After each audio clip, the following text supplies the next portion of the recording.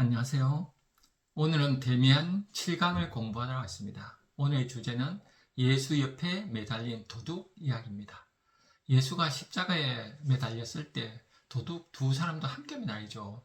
그 중에 한 도둑은 예수를 조롱해요. 네가 그리스도가 아니냐, 너와 우리를 구원하라, 이렇게 조롱을 해요.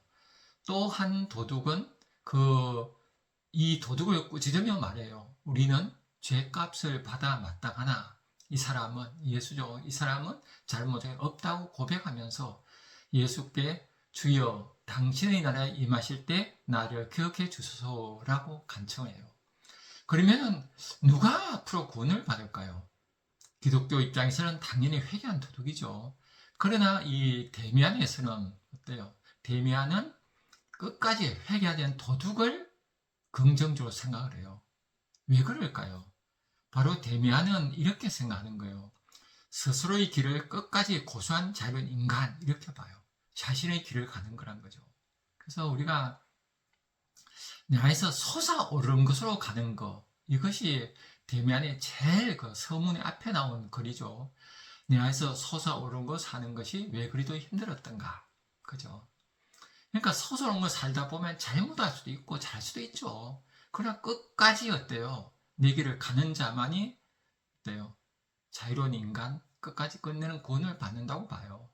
그래서 이런 사람을 인간다운 인간, 대비하는 좋은 인간을 보죠. 이런 인간이 니체란 초인이겠죠. 그래서 우리가 선하게 살 것인가, 내에서 소소한 걸 살 것인가, 이 두 개 가지고 이제 고민을 해야 되죠. 세상은 선악을 강요하잖아요. 세상에 규범이 있고 이거는 악이다 하지 말라 금기가 있죠. 그러면 선을 강요를 해요. 그러나 이렇게 해서 선을 찾아가면 무슨 문제가 생겨요? 이런 선을 찾아가서 문제가 된 사람이 바로 게테 파우스트죠. 파우스트 박사는 선하게 살았죠. 우리가 주변에 볼 때 좋은 교수님 아니에요. 열심히 공부한. 그러나 이분은 잃어버린 게 너무 크죠. 자신의 욕망을 억압했잖아요. 그래서 분열됐죠. 공부를 열심히 하면 파우스트 모습이 있고 내 안에 억압한 욕망의 덩어리가 있어요. 이 두 개가 있는데 내 안에 억압한 욕망을 통합해야 돼요. 그래야지 온전한 인간이 되죠. 우리가 온전하게 살아갈 때 어때요? 가장 좋은 삶이 되죠. 온전한 인간이 되지 못하면 어때요? 이게 겉으로 보면 선하게 보이는데도 그 사람은 온전한 삶이 못 돼요. 행복하지 않고 결국은 자기도 모르게 내 안에 그림자를 밖에 투사하게 돼요.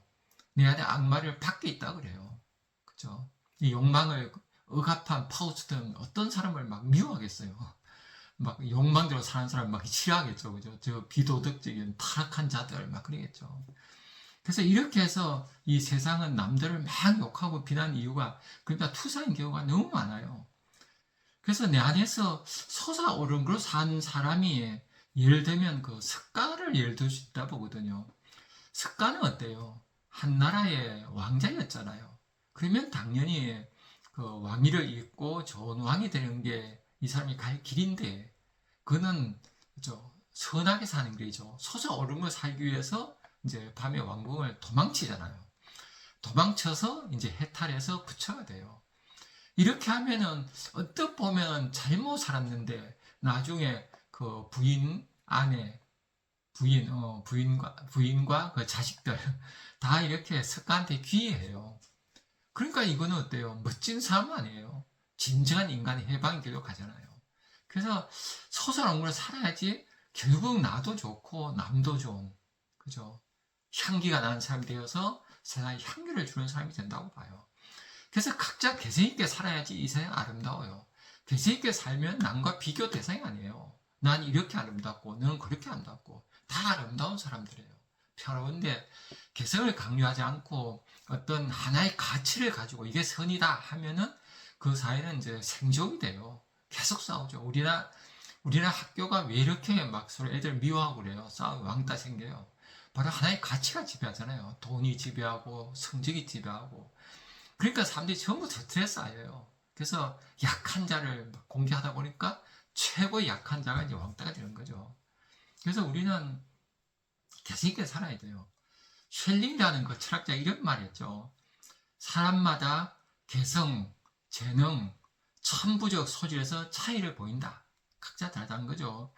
평등이 아니라 불평등이, 평준화가 아니라 개개인의 다름이 이 세상의 발전의 척도이다. 개인의 개성을 키우자. 저마다의 우월성을 마음껏 발휘하자. 자기의 천부적 소질을, 찬란한 재능을 꽃피우자. 이렇게 얘기했죠. 또 에머슨한 시인은 이렇게 얘기했죠. 사람이 되려는 사람은 누구나 남다른 사람이 돼야 한다. 그래요. 남과 다른 개성 있는 사람. 이래야지 본인도 행복하고 남도 행복해요. 무수의 뿔처럼 혼자서 가야 돼요. 근데 우리는 그렇게 안 가고 세상에 맞춰 살잖아요. 30대 해야 할 일, 40대 할 일 막 정해놓고 그다가 나를 꽤 맞추잖아요. 그것이 잘 산다고 막 그러잖아요. 그래서 우리는 각자 개성 있는 게 사는 그런 그 좋은 시를 한번 보죠. 우화, 에머슨. 산과 다람쥐가 티격태격 싸웠다. 이 눈꽃만한 금방진 놈 하고 산이 부르자 다람쥐는 대답한다. 너는 크기로야 무척 크다만 삼라만상과 추나추동이 한데 합쳐져야 1년이 되고 세계가 되느니라. 그러니 내 처지를 부끄럽게 여기진 않는다. 내가 너만큼 크지 못하지만 네가 나만큼 작지도 못하고 내 반만큼 날쌔지 못하지 않니? 물론 네가 나에게 멋진 길이 되어주긴 하지만 재능은 서로 다르다. 만물은 잘 현명하게 되어 있다. 내가 숲은 짊어질 수는 없지만 너도 밤을 까지는 못한다. 참 좋죠. 시가 산과 다람쥐예요. 그러니까 큰 산이 있고 다람쥐가 있어요. 누가 잘났어요? 각자 잘났죠. 비교 대상이 아니에요. 우리는 누구하고 비교할 수가 없어요. 그래서 이게 단독자죠. 각자 고유한. 이렇게 이제 가야 되는데 이렇게 갈 수 있잖아요. 우리 사회가. 그죠? 물질이 많고 풍부해졌는데 그 길 안 가고 다들 어때 모라처럼 흩어지고 이상하게 그죠? 속물화되어서 돈만 좋아하면서도 자기 개성있게 산다 착각하고 그러잖아요. 그래서 우리가 각자 개성있게 살아가면 각자 자신의 세계에서 최고가 돼요. 그래서 아름다운 세상에서 좋은 세상이 오는데 이 세상에 언어와 지식이 있잖아요. 언어와 지식이 그건 세상을 숫자화시켜요. 그죠? 이 세상의 언어는 사람을 숫자화시켜. 너 연봉 얼마야? 그죠? 우리가 국민소득 얼마야? 키 몇 센치야? 허리 얼마야? 막 이렇게 물어요. 그래서 언어 지식은 세상을 숫자화해요. 숫자화하면 모든 것이 획일화돼요. 개성이 없어져요. 일이 빠지면 다른 일을 넣으면 되니까요. 다 대체물이 돼버려요. 그래서 인간은 사회가 불행하게 되거든요. 그래서 우리 사회가 지식 위주 교육인 건 심각한 문제예요. 지식만 달달 외우면은 과외 받으면 서울대도 가고 의대도 가잖아요. 이런 우리 교육체계가 뭐 일부 창의력이 있어도 들어갈 수 있지만 아주 일부죠. 대다수는 지식 위주예요. 이런 사회에서 우리가 행복할 수 없어요. 그래서 저는 우리 사회가 빨리 복지를 했으면 좋겠어요. 복지를 해서 1인당 한 달에 100만씩 다 줬으면 좋겠어요. 우리 경제 충분히 되잖아요. 그 100만씩 받으면은 처음에는 막 난리 나겠죠. 막 돈 함부로 쓰고 그럴 거예요. 그러나 어때요? 길게 내다보면 부모님들이 자식을 강요하지 않을 거예요. 너 한 달에 100만 받은 게 이제 만달 살아라. 너 좋아하는 거 살아. 그러겠죠. 그러면 얘가 자기 좋아하는 거 맨날 게임하고 안 그래요. 사람은요, 뭘 하고 나면 더 나은 걸 추구하게 돼 있어요. 그래서 계속 더 나은 걸 추구하는 분위기가 만들어져요, 사회가. 그러면 이제 사람들이 화끈하게 살면서 어떤 정신적인 높이를 이제 추구하고 차원 높은 삶을 원하게 돼요. 그래서 문화가 꽃피는 나라가 되죠. 그래서 복지를 해야 돼요, 우리가. 복지를 안 하면 사람들이 처음부터 먹고 사는데만 혈안이 되죠. 이렇게 되면은 개성있게 살지를 못해요. 그죠? 싱클리어가 대면이 되어가는 길에서, 그죠? 복지가 먹고 사는 문제 해결돼야 돼요. 그 다음에는 83쪽에 보면은 이런 구절이 나오죠. 우리는 신에 대한 예배와 더불어 악마 예배도 가져야 해. 우리가 신을 예배하는데 악마도 예배해. 이게 우리는 참 어색하죠. 이게 말이 되냐? 그러는데 어때요? 이 원신들은 악마 축제 하잖아요. 악마의 탈을 쓰고. 우리도 실제로 악마 축제 하지 않아요? 가끔 막 악마가 되어서 막 욕도 하고 그러잖아요.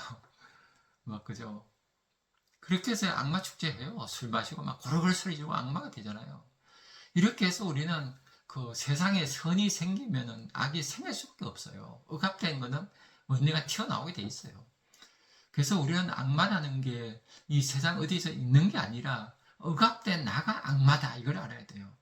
그러니까 밖에 보이는 악은 전부 내 안에 악이 투사된 거고, 밖에 보이는 선은 어때요? 아주 위대하고 이런 거는 내 안에는 위대함이에요. 그래서 바깥에 보이는 위대함은 막 숭배하지 말고 존경하고 그러면 안 돼요. 존경하지 말고 내가 위대하게 되려고 해야 돼요. 그리고 밖에 보이는 악은 내 안에 있구나 해서 내 안에 나를 성찰하고, 그죠? 나도 악이구나. 그래서 악한 자를 이렇게 막 함부로 욕하고 그러지 말고 악한 사람을 천하게 보셔 눈을 길러야 되겠죠. 그래서 우리가 바로 악마를 받아들여야 온전인간 된다, 그거예요. 이게 바로 파우스트 그 사례죠.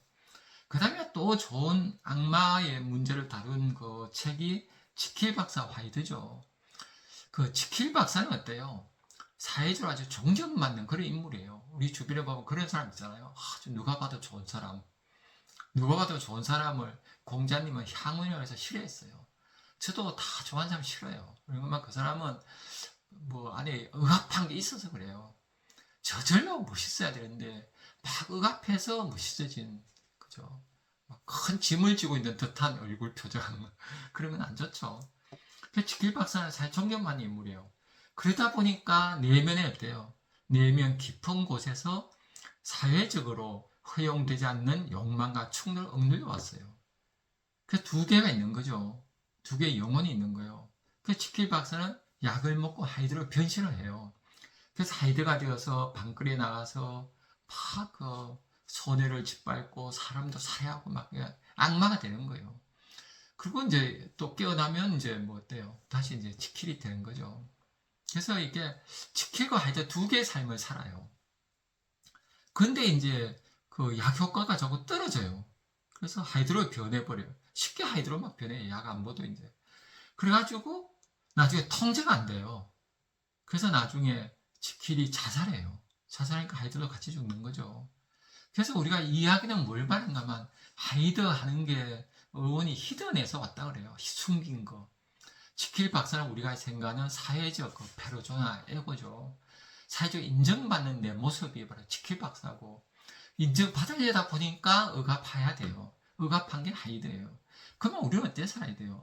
내가 억압한 게 있다 알고 살아야 돼요. 이걸 모르고 살면 이제 밖에다 막 투사를 하게 돼요. 그래서 저 사람 나빠하게 돼요. 그래서 우리는 결국 이제 억압된 악을 이렇게 품지 않으면은 결국은 내가 파괴되는 그런 이야기가 지킬박사 하이드죠.